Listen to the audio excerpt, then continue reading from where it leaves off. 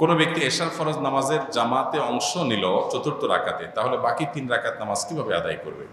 এশার নামাজের শেষ রাকাতে অথবা জোহরের নামাজের শেষ রাকাতে বা যে কোনো নামাজের শেষ রাকাতে কেউ সামিল হয়েছে, শেষ রাকাতটা পাইছে ইমামের সাথে, রুকুতে পাইছে বা রুকুর আগে আগে পাইছে, তাহলে শেষ রাকাতে ইমামের সাথে বৈঠক করে তিনি ইমাম সালাম ফেরানোর সময় সালাম ফিরাবেন না, তিনি দাঁড়িয়ে যাবেন। দাঁড়িয়ে তিনি প্রথম যে রাকাতটা নিজের প্রথম রাকাত ইমাম সালাম ফেরানোর পরে যেটা পড়বেন সেটাতে তিনি সূরা ফাতিহার সাথে একটা সূরা মিলাবেন।